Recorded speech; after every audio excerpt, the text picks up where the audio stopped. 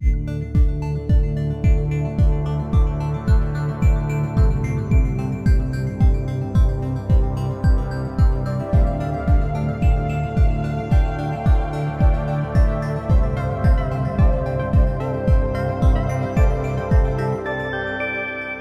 Kolkata, your daily dose of happiness.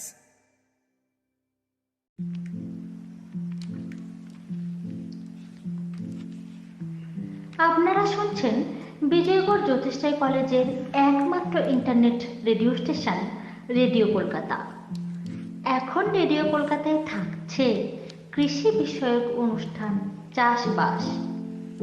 আজকে চাষবাস অনুষ্ঠানে আপনারা শুনবেন ছাগলের কৃত্রিম প্রজনন সম্বন্ধে। এ বিষয়ে বলবেন ডক্টর শান্তনু বেরা, বিভাগীয় প্রধান ও সহ অধ্যাপক, প্রাণী উৎপাদন ও প্রতিপালন বিভাগ, প্রাণী চিকিৎসা ও প্রাণী বিজ্ঞান অনুষদ, পশ্চিমবঙ্গ প্রাণী ও মৎস্য বিজ্ঞান বিশ্ববিদ্যালয়, বেলগাছিয়া, কলকাতা। শুনবেন বিশিষ্ট শিল্পী পূর্ণচন্দ্র সামন্তের রচিত ও তারই কণ্ঠে এই বিষয়ের উপর গান। অনুষ্ঠানটি সাক্ষাৎকার গ্রহণ ও উপস্থাপনায় আছেন পবিত্র কুমার মণ্ডল, সম্পাদনায় সুদক্ষিণা ঘোষাল, অলঙ্করণ ও সঞ্চালনায় বেবি সর্দার, সম্প্রচার সহায়তায় রাজু সর্দার। অনুষ্ঠানটি প্রযোজনা করেছেন রাজ্যেশ্বর সাহা। আমি বেবি সর্দার আপনাদের সাথে রয়েছি রেডিও কলকাতায়। শুনতে থাকুন আজকের অনুষ্ঠান।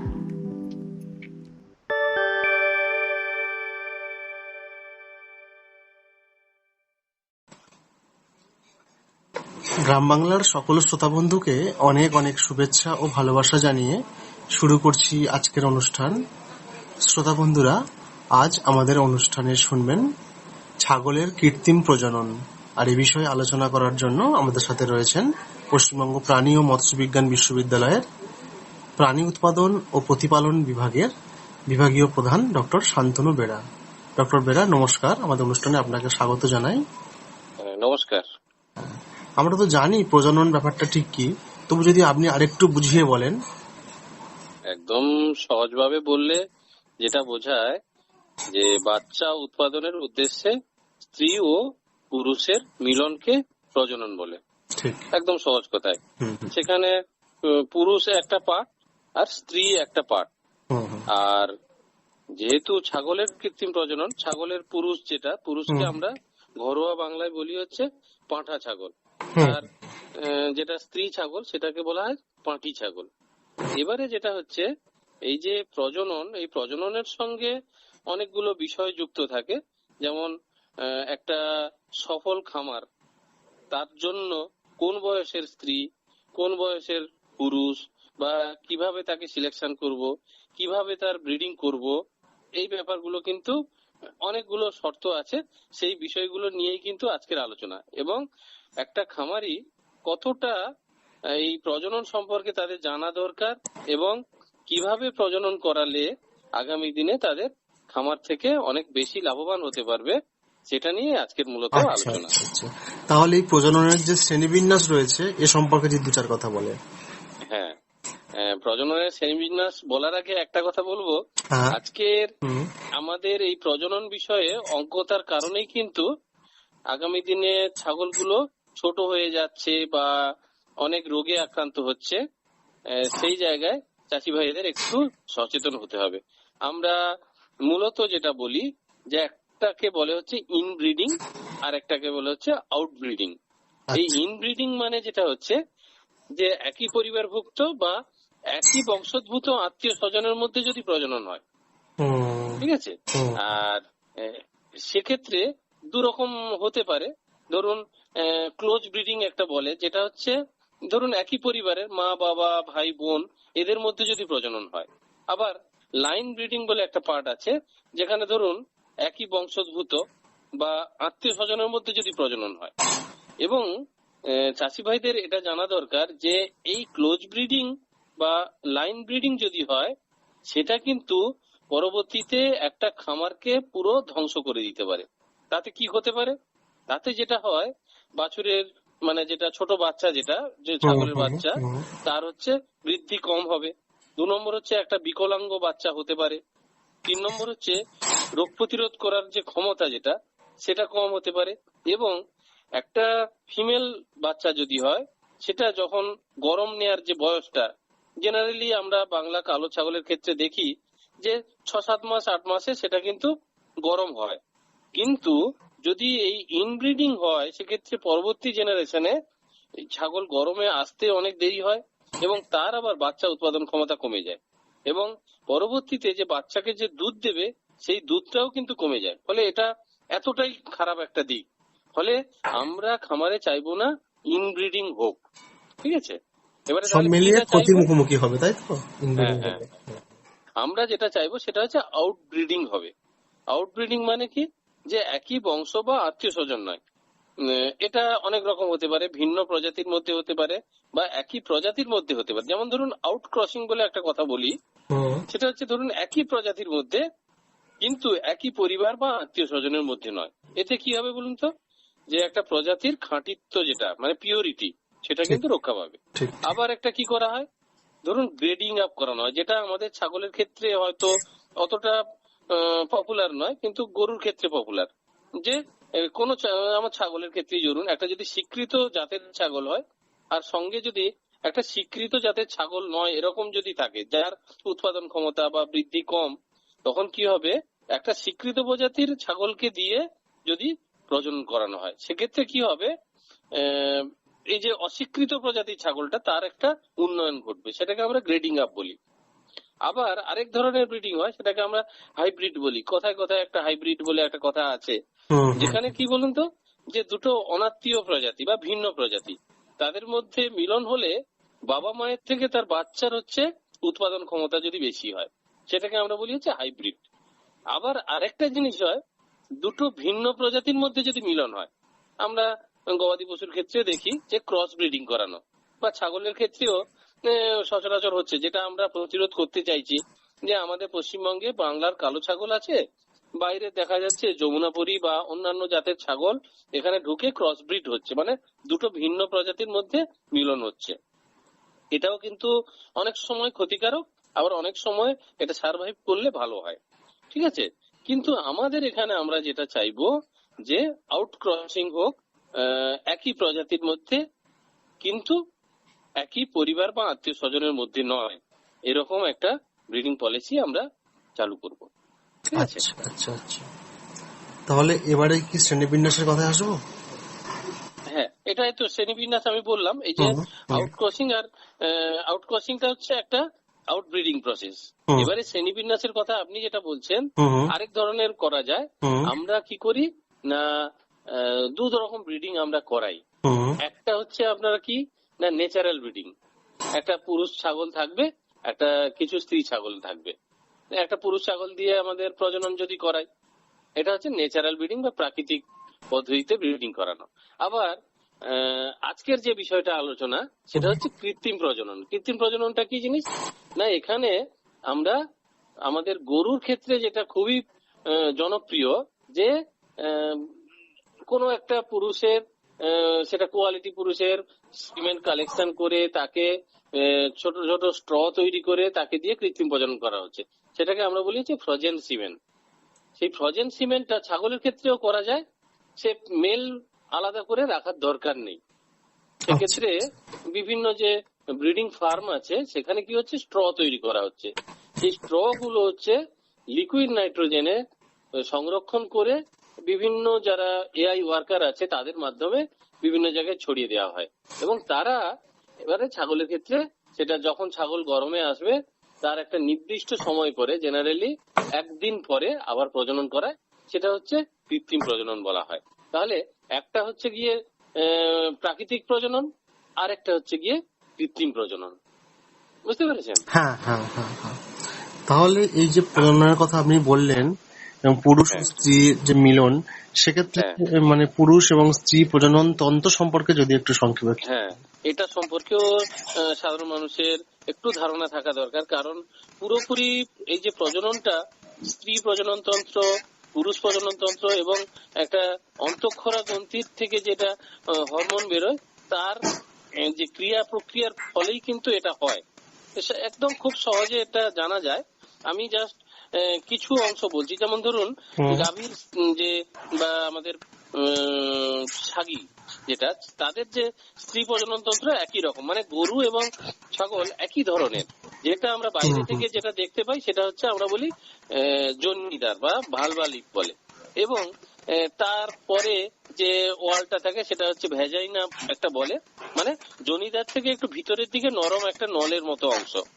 এবং যখন ওই ছাগলটা গরম হয় তখন ওই জনির যে অংশটা সেটা হচ্ছে পিচ্ছিল হয়ে যায়, এবং এই জায়গাটায় এই যে প্রাকৃতিক প্রজনন যখন হয় সেটা কিন্তু প্রজননের ক্ষেত্রে অনেকটা সুবিধা হয়, এবং তখন দেখা যায় এই জায়গাটা হচ্ছে রক্ত চলাচলটা বেড়ে যায় এবং অনেকটা বেশি লাল রঙের দেখা যায়। এবং এই যে যোনি যে পোর্শনটা এটা হচ্ছে মলদ্বারের নিচে একদম সমান্তরাল ভাবে লম্বালম্বি ভাবে থাকে, এবং তার ভেতরের যে অংশটা খুবই গুরুত্বপূর্ণ অংশ সেটা হচ্ছে সার্ভিক্স বলে।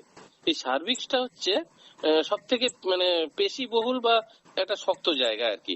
এবং এখানে কি হয়, এর মাঝ থেকে একটা লম্বালম্বি ভাবে একটা সরু ছিদ্র থাকে। এবারে দেখা যায় সারা সময় কিন্তু এই ছিদ্রপথটা বন্ধ থাকে। যখনই একটা নির্দিষ্ট সময় অন্তর ছাগলটা গরমে আসে, এটা সাধারণত 21 দিন অন্তর গরমে আসে। এবার 21 দিন অন্তর গরমে যখন আসে তখন কিন্তু ওই জায়গাটা খুলে যায়। খুলে গেলে কি হচ্ছে যে ওই লালসানি কাটা বলে, যেটা ছাগল গরমে আসা বলে, সেই সময়টা কিন্তু এই সিক্রেশন গুলো বেরিয়ে আসে। এছাড়া এটা খোলা থাকে যখন ধরুন ছাগলের বাচ্চা হয়, সেই সময়টা এই জরায়ুর যে প্রবেশদ্বার বা সার্ভিক্স যেটাকে বলছি সেটা হচ্ছে খোলা থাকে। এবারে এই যে সার্ভিক্সটা আছে তার ভেতরের অংশটাকে আমরা বলি হচ্ছে জরায়ু, বা ওটাকে আমরা ইংরেজিতে বলি বডি অফ দ্য ইউটেরাস। এবং এটাও একটা পেশিবহুল একটা মোটা অংশ আর কি। এবং তারপরে দুদিকে দুটো সিংহের মতো অংশ বেরিয়ে যায়। এই সিংহের মতো অংশটাকে আমরা বলি হচ্ছে হর্ন অফ দ্য ইউটেরাস, বা সেটাকে আমরা বলি হচ্ছে জরায়ুর শাখা। অ্যাকচুয়ালি এই যে জরায়ুর যে শাখা, এই জায়গাটা এবং জরায়ুর যে বডি যেটা বললাম, এখানে কিন্তু বাচ্চাটা মূলত থাকে। যখনই এবার বাচ্চা হওয়ার সময় হয় তখন বাচ্চাটা আস্তে আস্তে বেরিয়ে আসে। এবং তারপরে আরো দুটো সরু অংশ আছে, সেটার নাম বলছে ফ্যালোপিয়ান টিউব। এবং এই ফ্যালোপিয়ান টিউব বা ডিম্বলানি, এখানে কি হয়, যখন প্রজনন করানো হয় তখন ওই যে শুক্রাণু যেটা আসে, শুক্রাণুর সঙ্গে ডিম্বাণু যেটা বেরোয় একসঙ্গে হচ্ছে মিলিত হয়, এবং ওখানে হচ্ছে ভ্রূণ তৈরি হয়। বোঝা গেল? আচ্ছা আচ্ছা।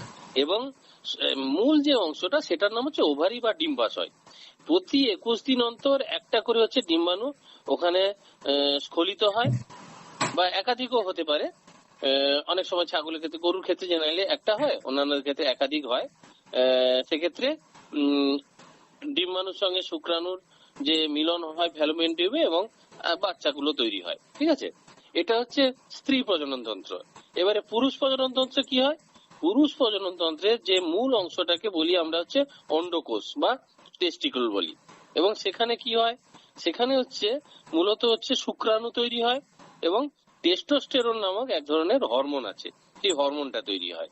এবং এটা কি হয় বলুন তো, আস্তে আস্তে এপিডিডাইমিস বলে একটা জায়গার মধ্য দিয়ে আসে, সেখানে কিছুটা জমা হয়, তারপরে শুক্রনালীর মাধ্যমে এটা হচ্ছে আস্তে আস্তে কিন্তু বের হতে থাকে।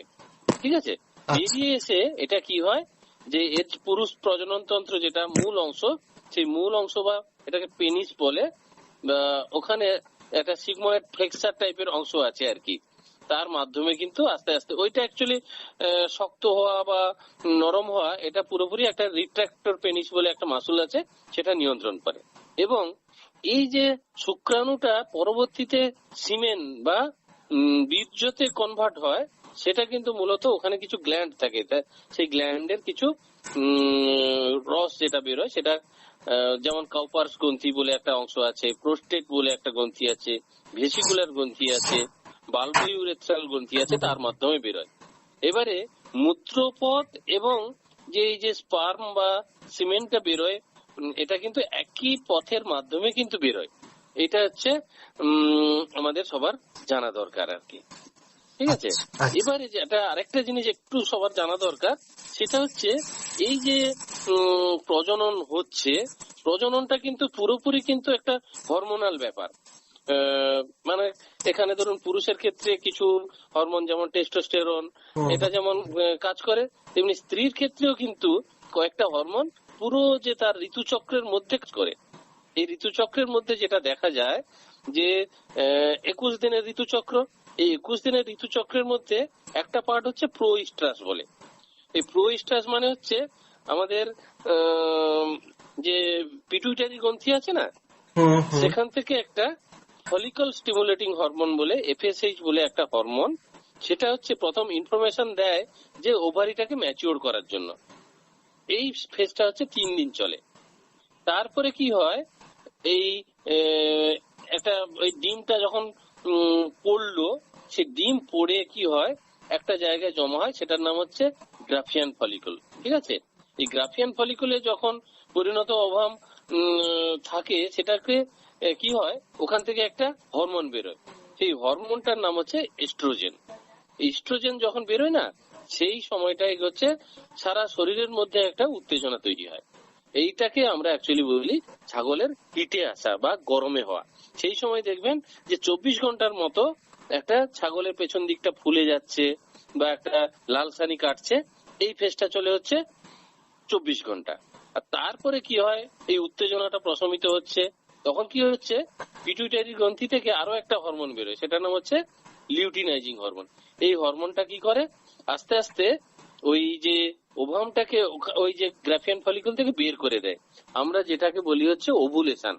এই ওভুলেশনের আগে পর্যন্ত আমাদের এই যে প্রজনন প্রক্রিয়াটাকে কমপ্লিট করতে হয়। মানে আমরা যে ধরুন কৃত্রিম প্রজনন করাই আর প্রাকৃতিক প্রজনন হোক, এই যে ওভাম যে বেরোবে এবং তার সাথে সাথে শুক্রাণু আসবে, এই টাইমিংটাকে হচ্ছে আমরা ম্যাচিং করাই। ঠিক আছে, সেইভাবে এআই করালে তাহলে হচ্ছে কি হবে, ভ্রূণটা তৈরি হবে। এবং তারপরে কি হয়, ওই যে গ্রাফিয়ান ফলিকল থেকে ডিম্বাণুটা বেরিয়ে এলো না, ওই জায়গায় কি হচ্ছে ফাঁকা তৈরি হয়, ওখানে একটা কর্পাস লুটিয়াম বলে সিএল বলে একটা অংশ তৈরি হয়। আবার যদি এটা প্রেগনেন্ট হতে পারে, নাও হতে পারে। প্রেগনেন্ট যদি হয়ে যায় তখন হচ্ছে প্রোজেস্টেরন বলে একটা হরমোন আছে, সেটা মেনটেন করে প্রেগনেন্সিটা।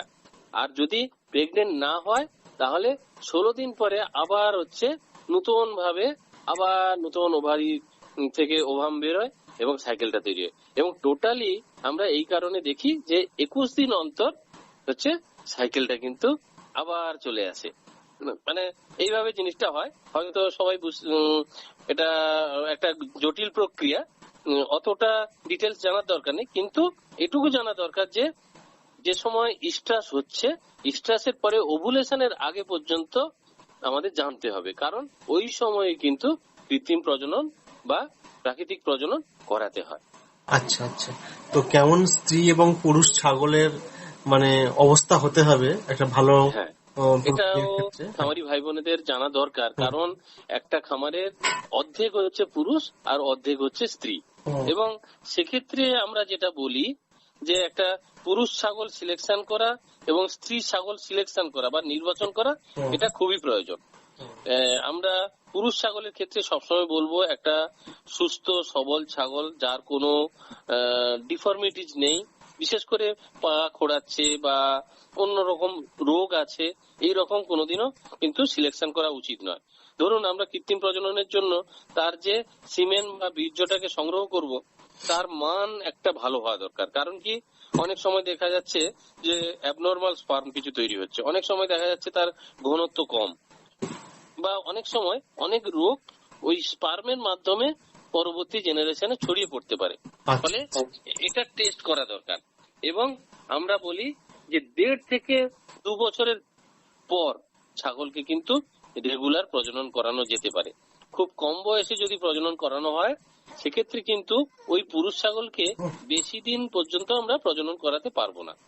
এটা গেল পুরুষ ছাগলের ব্যাপার।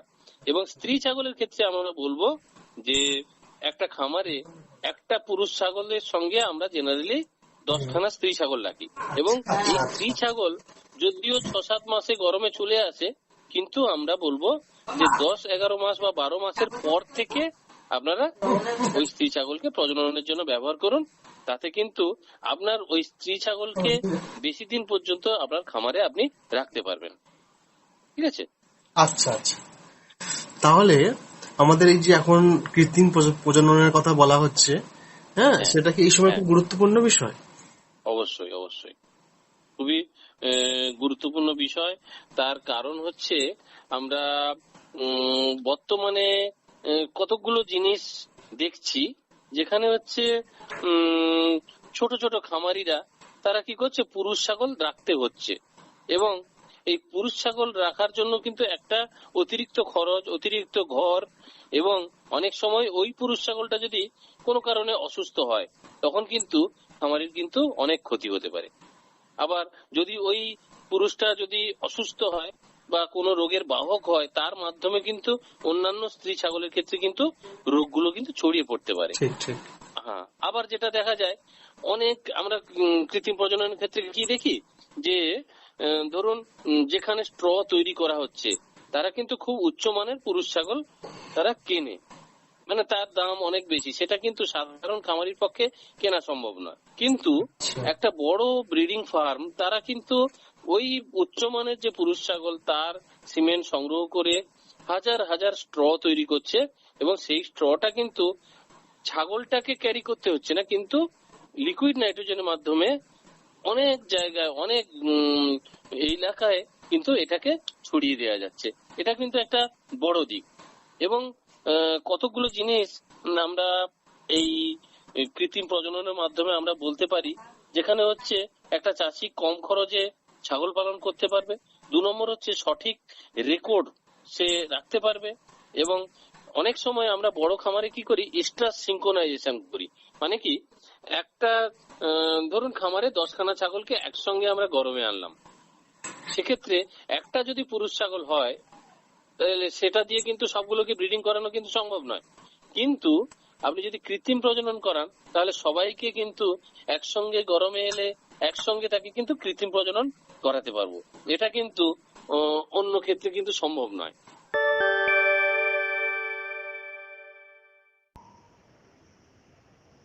এখন নিয়ে নেব একটা ছোট্ট বিরতি।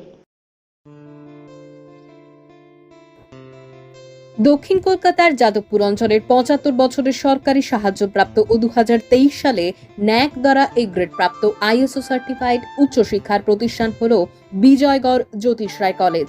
এটি কলকাতা বিশ্ববিদ্যালয় কর্তৃক অনুমোদিত, বিশ্ববিদ্যালয় মঞ্জুরি কমিশন এবং ভারতের জাতীয় মূল্যায়ন ও প্রত্যয়ন পরিষদ কর্তৃক স্বীকৃত। বিজয়গড় জ্যোতিষ রায় কলেজে বিজ্ঞান বিভাগ, বাণিজ্য বিভাগ ও কলা বিভাগ বিষয়ে পড়ানো হয়ে থাকে। কলা বিভাগে বাংলা, ইংরাজি, ইতিহাস, দর্শন, শিক্ষাবিজ্ঞান, রাষ্ট্রবিজ্ঞান, সাংবাদিকতা ও গণজ্ঞাপন বিষয় পড়ানো হয়। বাণিজ্য বিভাগে অ্যাকাউন্টেন্সিতে মেজর কোর্স করানো হয়।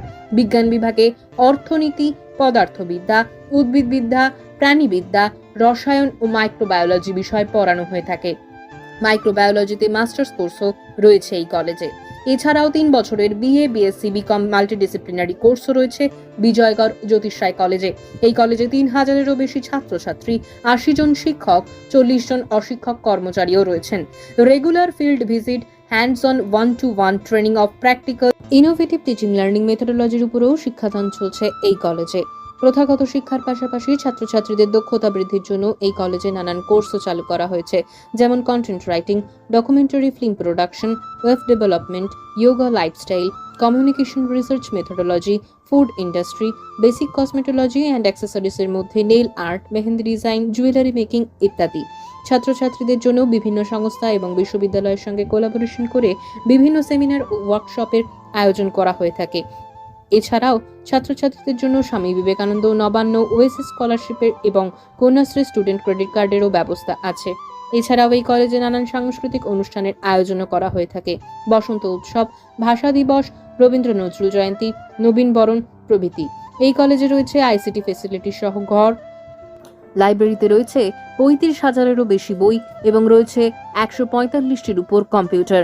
রয়েছে smart classroom, common facility centre, cheap canteen, টিপ store, seminar hall, multi gym, সঙ্গে রয়েছে জিম ট্রেনারও আছে। NCC and NSS unit.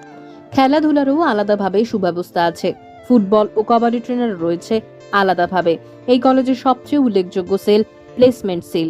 ছাত্রছাত্রীদের ভবিষ্যতে চাকরি পেতে যথাসাধ্য চেষ্টা করে এবং যেটি এই কলেজকে একেবারে আলাদা করে তুলেছে সেটি হলো ইন্টারনেট রেডিও স্টেশন।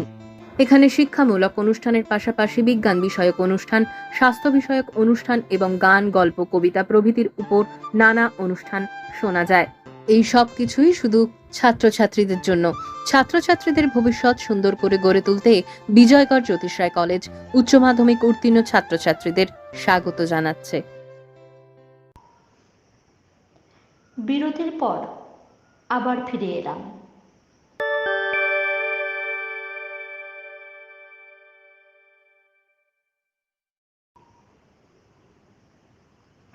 এখন শুনবেন বিশিষ্ট শিল্পী পূর্ণচন্দ্র সামন্তের রচিত ও তারই কণ্ঠে এ বিষয়ের উপর গান।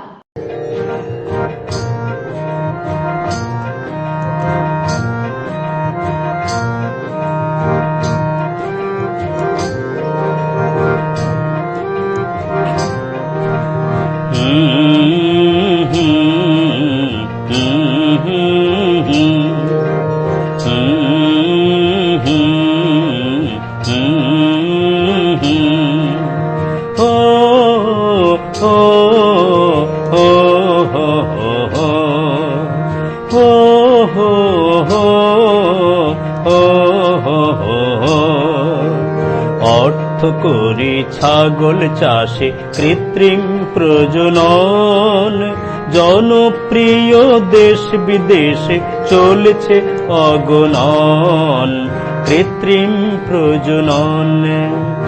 অর্থ করি ছাগল চাষে কৃত্রিম প্রজনন, জনপ্রিয় দেশ বিদেশে চলছে অগণন কৃত্রিম প্রজনন।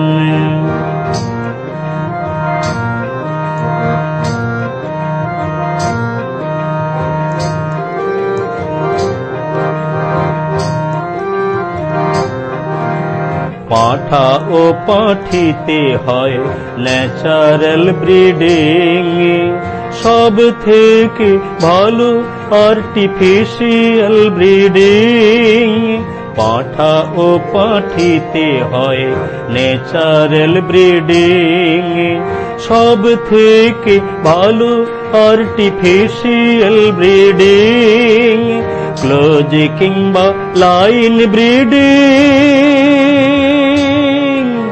ক্লোজ কিংবা লাইন ব্রিডিং করে অনেক ক্ষতি সাধন, জনপ্রিয় দেশ বিদেশে চলছে অগণন কৃত্রিম প্রজনন। অর্থ করি ছাগল চাষে কৃত্রিম প্রজনন, জনপ্রিয় দেশ বিদেশে চলছে অগণন কৃত্রিম প্রজনন।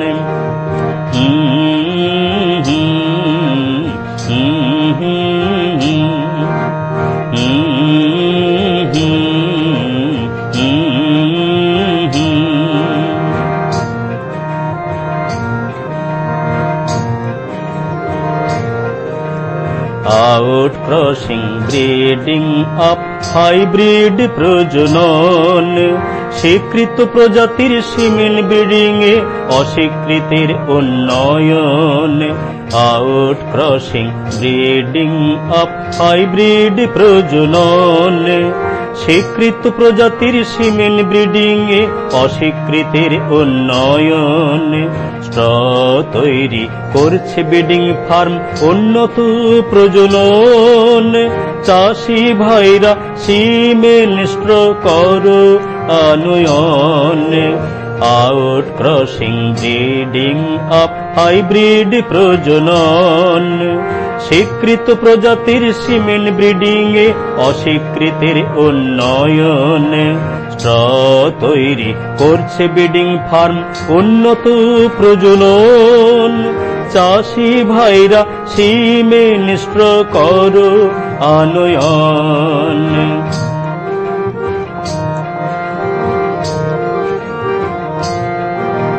যমুনা পরি ব্ল্যাক বেঙ্গল সিরোহি বিটেল বারবারি উত্তম প্রজাতির ছাগলের ক্রস করো গো কারবারি যমুনা পরি ব্ল্যাক বেঙ্গল সিরোহি বিটেল বারবারি উত্তম প্রজাতির ছাগলের ক্রস করো গো কারবারি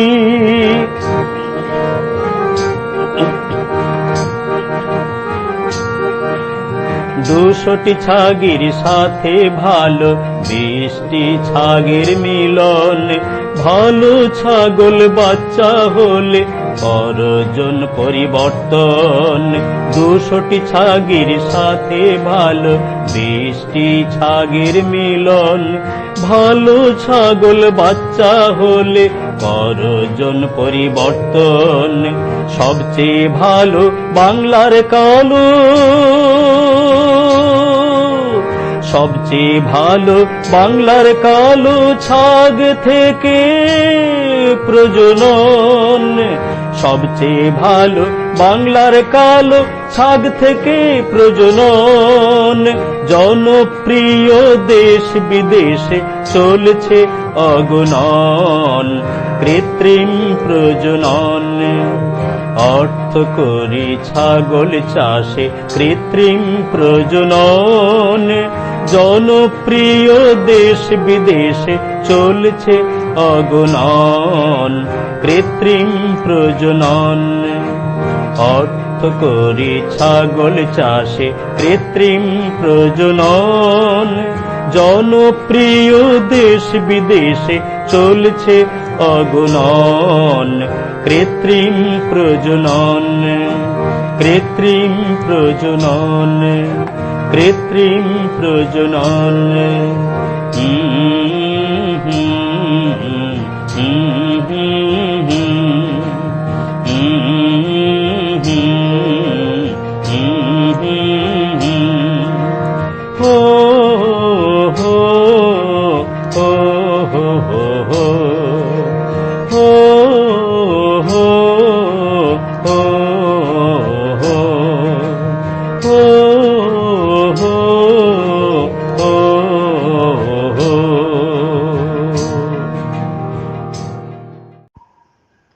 এতক্ষণ শুনলেন বিশিষ্ট শিল্পী পূর্ণচন্দ্র সামন্তের রচিত ও তারই কণ্ঠে এ বিষয়ের উপর গান।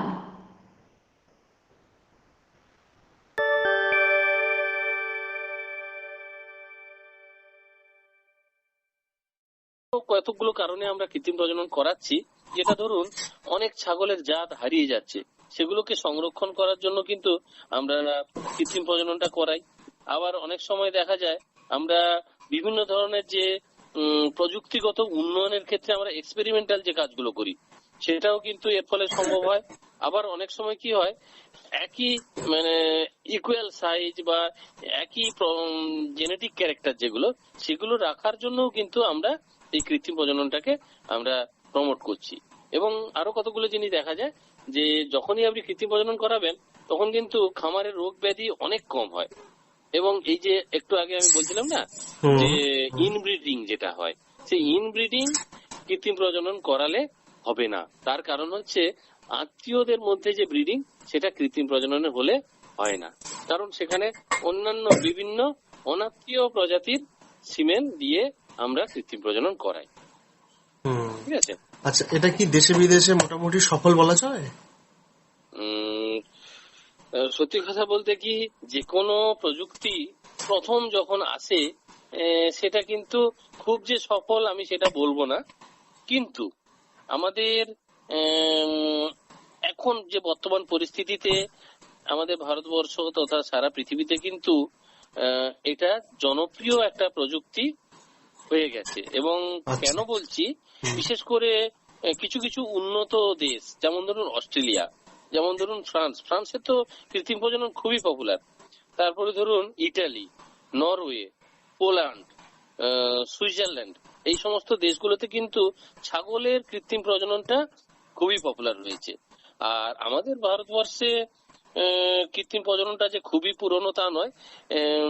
এটা 1957 সালে এক্সপেরিমেন্টালি প্রথম শুরু করা হয়, তখন হচ্ছে অ্যাকচুয়ালি যে লিকুইড সিমেন্ট, তখনও মানে কি বলা যায়, এই যে ফ্রোজেন সিমেন্ট যেটা, সেটা দিয়ে তখনও শুরু হয়নি। তারপরে আস্তে আস্তে অন্যান্য এক্সপেরিমেন্ট শুরু হলো। 1972 সালে কিছু কাজ হয়েছে, সাহানি রায়ের কিছু কাজ হয়েছে। 1985 সালে বিভিন্ন এক্সটেন্ডার ইউজ করে কাজ শুরু হলো। 1987 সালে এরকম কিছু কিছু কাজ হয়েছে। তারপরে ধরুন এখন কিন্তু আস্তে আস্তে ফ্রোজেন সিমেন্ট নিয়ে বিভিন্ন জায়গায় কাজ হচ্ছে। এখন আমাদের যেটা ভারতবর্ষে যেটা দেখছি, সব জায়গায় হয়তো এটা পপুলার হয়নি, কিন্তু আমাদের যে সিআরজি বলে যে ইনস্টিটিউট, যেখানে ছাগল নিয়ে মূলত গবেষণা হয়, সেখানে এটা নিয়ে প্রচুর কাজ হচ্ছে। কিছু কিছু জাতকে আমরা বেছে নিয়েছি, তার মধ্যে আমরা খুব লাকি যে আমাদের রাজ্যের যে ছাগলটা আছে, বাংলার কালো ছাগল, সেটা দিয়ে কিন্তু স্ট্র তৈরি করা বা এআই করাটা হচ্ছে। বা আমাদের যে মথুরাতে যে আরেকটা ইনস্টিটিউট আছে DUVSU, ওখানে হচ্ছে, গুয়াহাটিতে হচ্ছে, তানুভাস তামিলনাড়ুতে তারা কাজ করছে। তারপরে ধরুন আমাদের পশ্চিমবঙ্গে NDRI যে ইস্টার্ন রিজিয়নাল স্টেশন আছে, ওখানে কিন্তু ওরা স্ট্র করছে। আসামেও এটা কিন্তু পপুলার, বা বেঙ্গালুরেও এটা নিয়ে ওরা কাজ করছে। এখন পপুলার করার দায়িত্বটা কিন্তু শুধু সায়েন্টিস্টদের নয়, সায়েন্টিস্টদের সাথে সাথে যারা এক্সটেনশন ওয়ার্কার আছে বা তার সঙ্গে আরো কিছু ফ্যাক্টরও কিন্তু এর সঙ্গে যুক্ত থাকে, সেইগুলো কিন্তু দেখতে হয়। যেমন ধরুন কোন জাত, সমস্ত জাতের হয়তো এআই করানোটা একটু চাপের আছে। বা ধরুন সিজন একটা ফ্যাক্টর, যেখানে ছাগল, গরুর ক্ষেত্রে যেটা সিজন কোনো ফ্যাক্টর হয় না, কিন্তু ছাগলের ক্ষেত্রে কোন সিজনে এআই করছি তার উপর কিন্তু সাকসেস রেট অনেকটা নির্ভর করছে। তারপরে ধরুন ডোজিং একটা অ্যাকচুয়ালি রিসার্চ যে ব্যাপারটা সিমেন্ট নিয়ে, সেটা এখনো চলছে এবং আগামীতে এই এর একটা স্ট্যান্ডার্ডাইজেশন অনেকটা হয়েছে, আগামীতে আরো স্ট্যান্ডার্ডাইজেশন হবে। তাতে কি হবে, সাকসেস রেটটা কিন্তু আরো বাড়বে। এটা আমরা যদি গরুর ক্ষেত্রেও দেখি, যখন প্রথম গরুর ক্ষেত্রে কৃত্রিম প্রজনন শুরু হয়, দেখা যাচ্ছিল যে 20% হয়তো তার মানে সফলতা পেয়েছিলাম। আজকের দিনে দাঁড়িয়ে 50% বেশি তো সফলতা হচ্ছে। আজকের ছাগলের ক্ষেত্রেও তদ্রুপ, যে আগে যতটা সফল হওয়া যেত, আস্তে আস্তে কিন্তু সেটা 30-35% থেকে 40% কিন্তু হয়েছে। সেটা আস্তে আস্তে আশা করছি যে তার যে সফলতার হার যেটা, সেটা কিন্তু অনেকটা বাড়বে। আচ্ছা, তাহলে ছাগলের কৃত্রিম প্রজননের ক্ষেত্রে অসুবিধার সম্মুখীন কোন কোন দিকগুলিতে হতে হয়? অসুবিধা তো প্রত্যেকটা ক্ষেত্রেই থাকে। সেক্ষেত্রে প্রথমে যেটা বলবো যে ছাগলের কৃত্রিম প্রজননে একটু খরচটা বেশি। প্রথম জিনিস যেটা, এটা হচ্ছে সাধারণ চাষি, তাদের ক্ষেত্রে খরচ মানে কি, ধরুন তরল নাইট্রোজেনের মধ্যে এটা সঞ্চয় করে রাখতে হবে। তারপরে ধরুন সঠিক পুরুষ ছাগল নির্বাচিত করে যদি সিমেন্ট না কালেকশন করা হয়, তাহলে কিন্তু তার থেকে কিন্তু ঠিকঠাক মানের যে স্ট্র তৈরি করাটা, সেটা অনেক সময় সম্ভব হয় না। যার ফলে কি হয়, কনসেপশন রেট যেটা, সেটা অনেক সময় কম হয়। এবারে আরেকটা জিনিস হচ্ছে, টেকনিক্যাল নলেজ অনেকের নেই। ছাগলের প্রজনন করানোর সময় দেখা যায় ছাগলের যে সার্ভিক্স বলে যে অংশটা আছে ফিমেলের, সেই সার্ভিক্সটা কিন্তু একটু টর্চুয়াস টাইপ। ফলে অনেক সময় কি হয়, এআই করার সময় সিমেন্টটা ঠিক জায়গায় ডিপোজিট করানো হয় না, তার ফলে কি হয়, সাকসেস রেট কমে যাচ্ছে।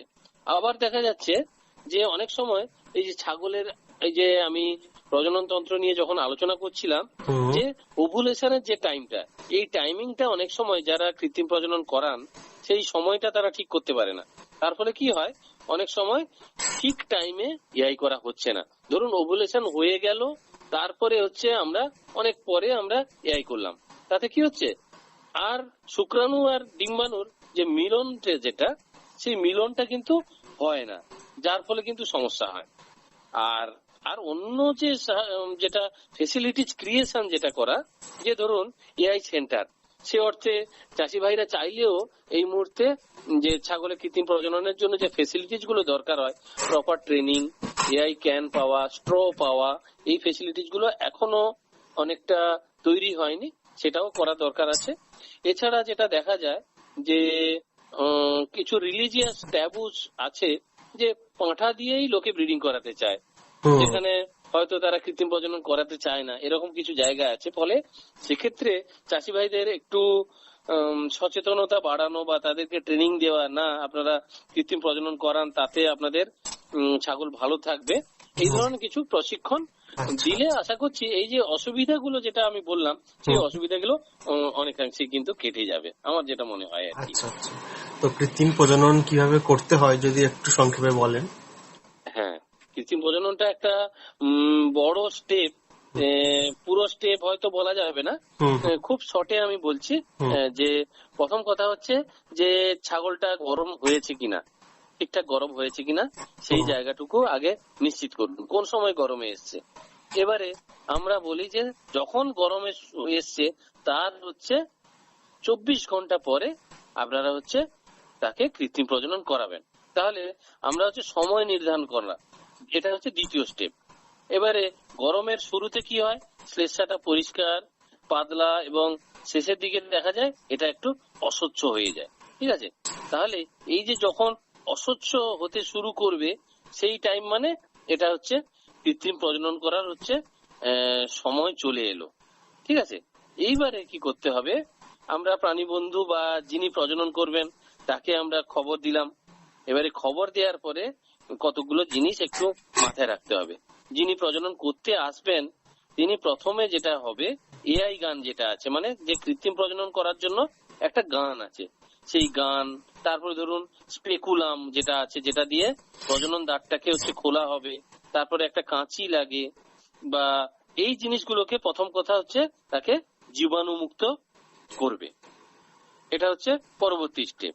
তারপরে কি করতে হবে, এই যে ধরুন জনিদারের সঙ্গে কিন্তু পায়খানাদার আছে, এই পায়খানাদারের যদি পায়খানা লেগে থাকে বা অন্যান্য কিছু লেগে থাকে, সব থেকে ভালো কাগজ দিয়ে বা তুলো দিয়ে ওই জায়গাটাকে কিন্তু পরিষ্কার করে নিতে হবে, ঠিক আছে।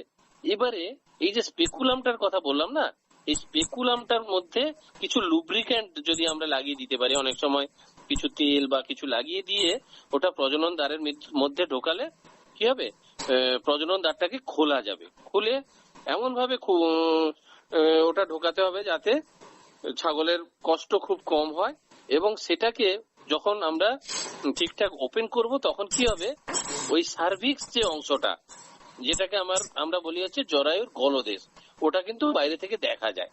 এখনকার দিনে কিন্তু ডিজিটাল এআই গান চলে এসছে, ফলে আমরা ডিজিটাল এআই গান দিয়েও এআই করতে পারি, আবার ওই যে স্পেকুলাম দিয়ে খুলে আমরা সার্ভিক্সটাকে যদি চোখে দেখি, সেটা একটা টর্চ বা কোনো একটা আলো দিয়ে ওটাকে আমরা দেখতে পারবো, ঠিক আছে। এবারে আমরা কি করব, যে ওই নাইট্রোজেন পাত্রের মধ্যে যেখানে আমরা ক্রায়োক্যান বলি, সেখান থেকে কি হচ্ছে না, আমরা স্ট্রটাকে বের করব। এবং সবসময় চাষি ভাইদের একটা মনে রাখতে হবে, একটা ক্যানিস্টার বলে একটা জায়গার মধ্যে কিন্তু স্ট্রটা রাখা থাকে, এবং একটা ফ্রস্ট লাইন বলে একটা ওই ক্রায়োক্যানের একটা জায়গা থেকে, তার উপরে কিন্তু ওই যে ক্যানিস্টারটা তোলা যায় না, তাহলে তার নিচে ওই ক্যানিস্টার রাখতে হবে। সেখান থেকে আমরা ফরসেপের মাধ্যমে একটা স্ট্রকে আমরা তুলে নেব। এই তুলে নেওয়ার পরে আমরা কি করব, ওই স্ট্রটাকে একটা তোয়ালে বা কিছু দিয়ে প্রথমে হচ্ছে আমরা মুছে নেব। মুছে নেওয়ার পরে আমরা কি করব, একটা দুটো মুখ আছে, তা দুটো মুখের মধ্যে আমরা হচ্ছে সব সময় আমরা ওই একটা সিল দেওয়া অংশ আছে, সেই সিল দেওয়া অংশটাকে আমরা কিন্তু কাঁচি দিয়ে আমরা কেটে নিয়ে তারপরে হচ্ছে আমরা ওই এআই গানের মধ্যে আমরা কিন্তু সেটাকে আমরা সেট করব, ঠিক আছে। সেট করার পরে এবারে আমরা টর্চ দিয়ে আমরা দেখে নেব যে ওই সার্ভিক্স যে অংশটা, সার্ভিক্সটা যেন আমরা ঠিকঠাক ভাবে দেখতে পাই। এবারে এআই গানটা ওই সার্ভিক্স এর মধ্য দিয়ে আমরা ভেতরে ঢুকিয়ে দিয়ে আমরা কিন্তু যে ওই ইউটেরাসের যে বডিটা যেটা বললাম, সেই বডির মধ্যে ওই বীর্যটাকে আমরা ওখানে ফেলবো। তার মাঝখানে আরেকটা কথা বলবো, ওই যে স্ট্রটাকে আমরা বের করার পরে আরো একটা স্টেপ করতে হয়, সেটার নাম হচ্ছে থয়িং করা বলে। মানে অ্যাকচুয়ালি কি হয়, -196°C তাপমাত্রার মধ্যে, মানে লিকুইড নাইট্রোজেনের মধ্যে ওই স্ট্রটা থাকে। প্রথমে যে আমরা ওকে ক্যান থেকে বের করলাম, তখন হচ্ছে একটু টেম্পারেচার কমলো, তারপরে ওকে কি করা হয়, হালকা 37 ডিগ্রি টেম্পারেচারের একটা জলের মধ্যে আমরা রেখে ওটাকে, ওই যে স্পার্মটা ভেতরে থাকে না, সেটাকে আস্তে নড়াচড়া করি, মানে সে হচ্ছে একেবারে ডরমেন্ট অবস্থায় ছিল, তাকে স্বাভাবিক অবস্থায় নিয়ে আসা হলো। তারপরে হচ্ছে ওই স্টটা কাটতে হয়। এবারে আমরা কি করব, একদম ভেতরে আমরা এআই করা হলো। এআই করার পরে আমরা কি করব, আমরা ওই যে এআই গানটাকে আমরা বের করে নেব। তারপরে হচ্ছে আমরা ওই স্পেকুলামটাকেও আমরা বের করে নেব। বের করে নেওয়ার পরে আমরা কিছুক্ষণ ছাগলটাকে আমরা শান্তভাবে রাখবো, রেখে ধরে রাখবো। ধরার পরে একটু পরে ছাগলটাকে ছাড়লে সব থেকে ভালো। তা না হলে কি হয়, ওই সার্ভিসটা ওপেন থাকে, অনেক সময় কি হচ্ছে স্পার্ম বা যে এআই যে বীর্যটা দিয়ে করানো হয়েছে সেটা কিন্তু অনেক সময় বেরিয়ে আসতে পারে। ফলে একটু ছাগলটা শান্ত হলে তারপরে কিন্তু আমরা ছাগলটাকে ছেড়ে দেবো। এইভাবে মোটামুটি এই প্রক্রিয়াটা আমরা কমপ্লিট করব। আচ্ছা, আমাদের তো অনুষ্ঠান একটা এগিয়ে গেছি, একটু যদি আমাদের বলেন যে সম্প্রতি আমাদের রাজ্যে তো ছাগলের ব্রিডিং সংক্রান্ত পলিসি বের হয়েছে, তো এই আমাদের রাজ্যের এই যে ব্রিডিং পলিসি যেটা হয়েছে সেটা নিয়ে সাধারণ মানুষ এবং যারা ছাগল প্রজনন সংক্রান্ত কাজের সঙ্গে যুক্ত রয়েছেন তারা কিভাবে কাজকর্মগুলোকে এগিয়ে নিয়ে যাবে? আসলে যেটা দেখা যাচ্ছে, যদিও আমাদের বাংলার কালো ছাগল সংখ্যায় অনেক, বা এই মুহূর্তে পশ্চিমবঙ্গ ভারতবর্ষের নিরিখে দ্বিতীয় স্থানে রয়েছে, প্রায় 16.28 মিলিয়ন ছাগল আমাদের দেশে রয়েছে এবং দেশের 10.93% ছাগল কিন্তু আমাদের রাজ্যে। কিন্তু যেটা দেখা যাচ্ছে, কিছু কিছু ছাগল পালক তারা মনে করছে যে বড় জাতের অন্য রাজ্যের যে ছাগল সেগুলো দিয়ে সংকরায়ন করালে বোধহয় আমাদের ছাগল ভালো থাকবে। কিন্তু আমরা যেটা পরীক্ষা করে দেখেছি, এই বাইরের এই ছাগলগুলো দিয়ে সংকরায়ন করানোর ফলে অনেকগুলো জিনিস ক্ষতিগ্রস্ত হচ্ছে। তাতে কি হচ্ছে, আমাদের রাজ্যে ছাগলের রোগ বেড়ে যাচ্ছে। 2 নম্বর যেটা হচ্ছে, ছাগলের ব্ল্যাক বেঙ্গলের যে আকার সেটা কমে যাচ্ছে। 3 নম্বর যেটা, চাষি ভাইদের ইনকাম যেটা, সেই ইনকাম কমে যাচ্ছে। বাংলার কালো ছাগলের যে পুরুষের যে সিমেনের কোয়ালিটি যেটা, সেই কোয়ালিটিটা কমে যাচ্ছে। এতগুলো কারণে যেটা দেখা যাচ্ছে, হয়তো দেখা যাচ্ছে এখন চাষি ভাইরা ক্ষণিকের কিছু লাভবান হচ্ছে, কিন্তু আগামী দিনে কিন্তু এই বাংলার কালো ছাগলটা কিন্তু ক্ষতির সম্মুখীন হওয়ার একটা বড় সম্ভাবনা রয়েছে। সেই জায়গায় দাঁড়িয়ে West Bengal goat breeding policy 2023 বলে একটা পলিসি বেরিয়েছে, সেটা 26/6/2024, মানে এই কয়েকদিন আগে বেরিয়েছে। তার অর্ডার নম্বর হচ্ছে 1682 5P 685 G&SD 2023 P1, এরকম একটা অর্ডার নম্বরে হচ্ছে আমাদের ছাগলের ব্রিডিং পলিসি বেরিয়েছে। সে জায়গায় আমরা যেটা পলিসির কতগুলো জিনিস আমি জাস্ট একটু তুলে ধরতে চাইছি। আমাদের বাংলার কালো ছাগল মানে কিন্তু শুধু কালো নয়, কালো, সাদা বা বাদামি বা মিক্স কালারের হতে পারে, কিন্তু সেটা বাংলার কালো ছাগল, এইটুকু হচ্ছে আমাদের রক্ষা করতে হবে। আপনারা সহজেই বুঝতে পারবেন, কান খাড়া ছোট ছাগল, এবং সেই ছাগলের ক্ষেত্রে আমরা সংরক্ষণ করার জন্য এত ভাবছি এই কারণ যে তার চামড়ার কোয়ালিটি, তার যে বাচ্চা দেওয়ার ক্ষমতা, এগুলো অনেক বেশি। সেখানে যেটা দেখা যাচ্ছে, আমরা বিদেশের কিছু ছাগল যেমন সানেন, টোগেনবার্গ, অ্যালপাইন, এগুলোকে আমরা আমাদের এখানে ইন্ট্রোডিউস করিয়ে দিচ্ছি, দিয়ে ক্রস ব্রিডিং করাচ্ছি। এই জিনিসটা কিন্তু আর করা যাবে না। 2 নম্বর হচ্ছে, আমাদের যে বাংলার কালো ছাগল, এই বাংলার কালো ছাগলের সঙ্গে আমাদের দেশীয় কিছু কিছু ছাগল আছে, যেমন ধরুন যমুনাপরি, সিরোহি, বিটাল, বারবারি, এই ধরনের ছাগল আমাদের রাজ্যে এটা ঢুকিয়ে তাকে হচ্ছে ক্রস ব্রিডিং করানো হচ্ছে। এই ক্রস ব্রিডিং ও আমাদের রাজ্যে আর করানো যাবে না। সে জায়গায় যেটা করা হচ্ছে, আমরা একটা অন্য পলিসি নিচ্ছি। কিরকম না, আমরা সিলেক্টিভ ব্রিডিং করছি।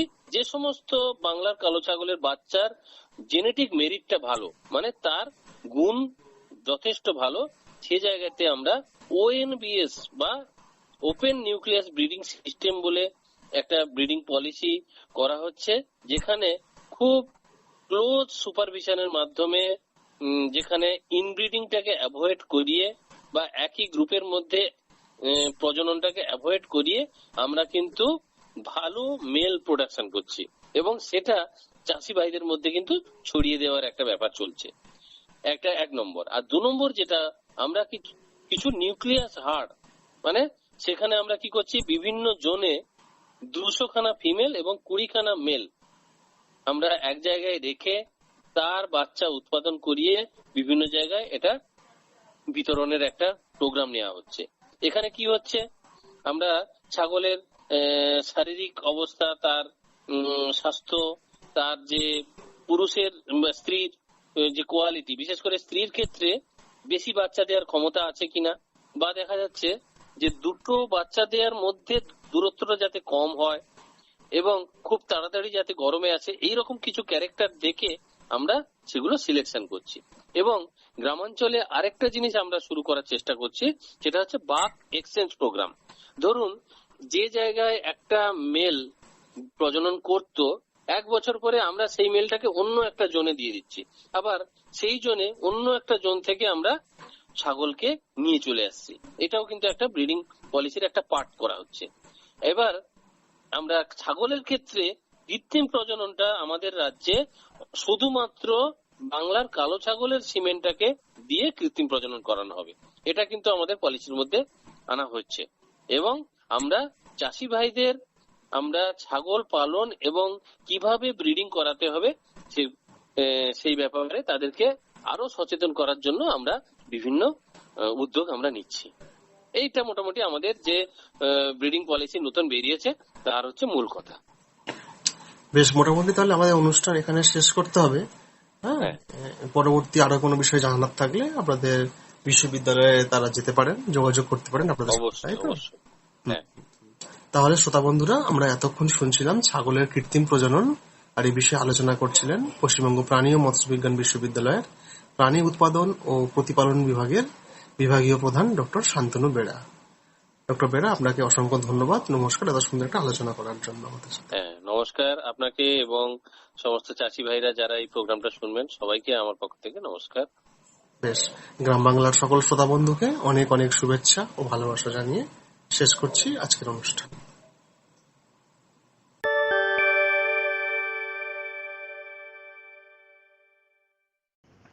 এখন শুনবেন বিশিষ্ট শিল্পী পূর্ণচন্দ্র সামন্তের রচিত ও তারই কণ্ঠে এ বিষয়ের উপর গান।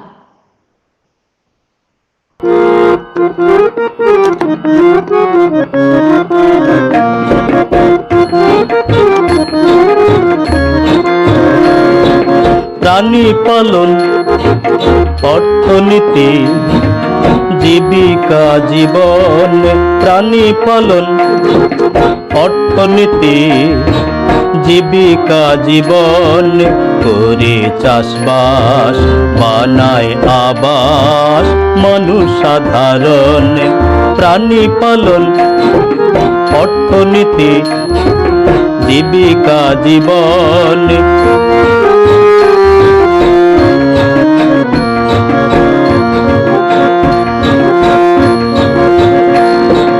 মল্লিক পাড়া ধূপগুড়ির কৃষি প্রাণী সম্পদ।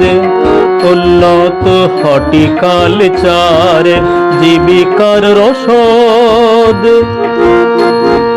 মল্লিক পাড়া ধূপগুড়ির কৃষি প্রাণী সম্পদ। উন্নত হর্টিকালচার জীবিকার রসদ। কৃষি বিজ্ঞান কেন্দ্রে বন্ধু নাগো প্রশিক্ষণ। কৃষি বিজ্ঞান কেন্দ্রে বন্ধু নাগো প্রশিক্ষণ। করে চাষবাস বাড়ায় বিলাস মানুষ সাধারণ। প্রাণী পালন, অর্থনীতি, জীবিকা জীবন।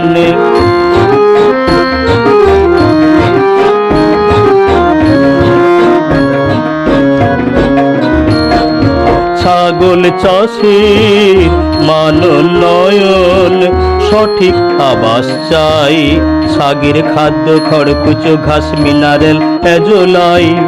ছাগল চাষের মানোন্নয়ন, সঠিক আবাস চাই, ছাগের খাদ্য খড়কুচো ঘাস মিনারেল এজোলাই। আর ভিটামিন ভ্যাকসিন কৃমির ওষুধ প্রয়োজন, ভিটামিন ভ্যাকসিন কৃমির ওষুধ প্রয়োজন। করে চাষবাস বাড়ায় অর্থমান, মানুষ সাধারণ প্রাণী পালন অর্থনীতি জীবিকা জীবন।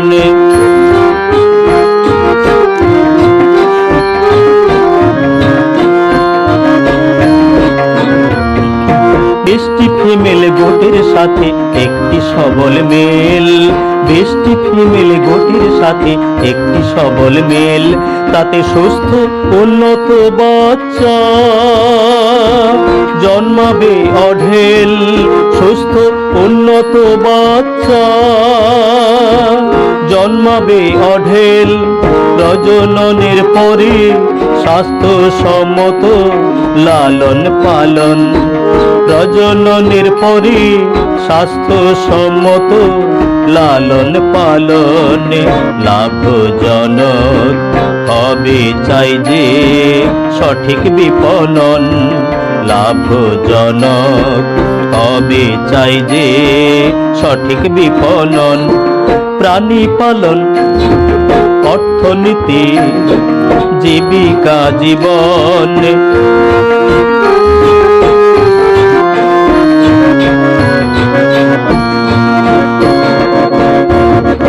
প্রগতিশীল কৃষক পাশে নারী ও অগ্রণী, কৃষি ও পশুপালনে কৃষক ও কৃষানী। প্রগতিশীল কৃষক পাশে নারী ও অগ্রণী, কৃষি ও পশুপালনে কৃষক ও কৃষানী। সমান শ্রমী সহযোগী রমণী রতন, সমান শ্রমী সহযোগী রমণী রতন। সংসারে সুখ দুঃখ কষ্ট যে জন করে বরণ, সংসারে সুখ দুঃখ কষ্ট যে জন করে বরণ। চাষবাস হর্টিকালচার প্রাণী পালনে দাও প্রাণ মন।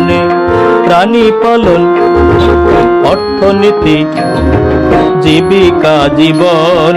করে চাষবাস বানায় আবাস মানুষ সাধারণ। করে চাষবাস বানায় আবাস মানুষ সাধারণ। প্রাণী পালন অর্থনীতি জীবিকা জীবন। প্রাণী পালন অর্থনীতি জীবিকা জীবন। প্রাণী পালন অর্থনীতি জীবিকা জীবন।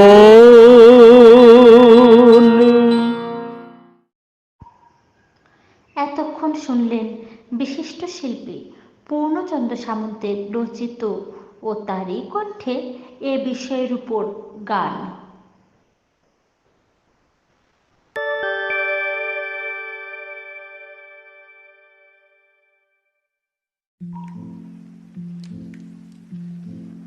আজকের শুনলেন ছাগলের কৃত্রিম প্রজনন সম্বন্ধে।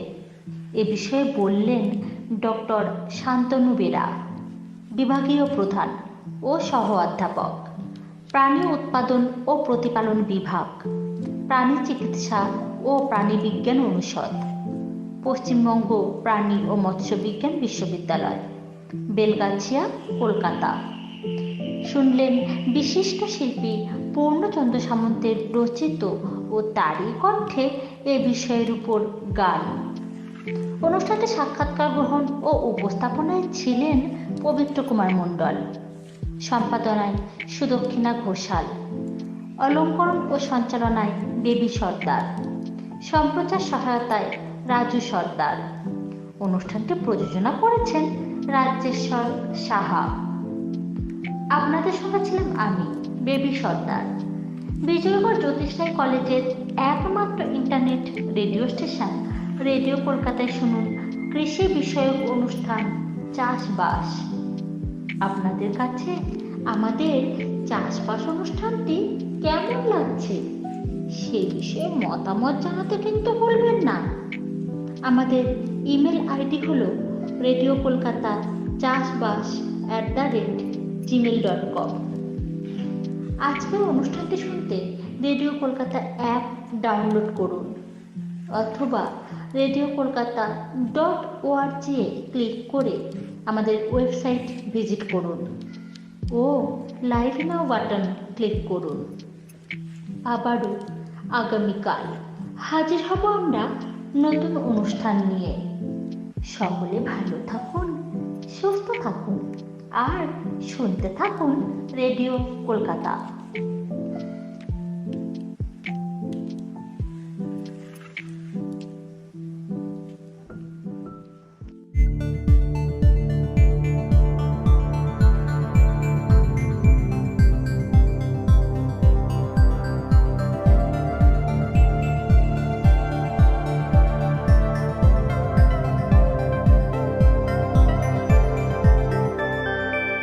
Radio Kolkata, your daily dose of happiness.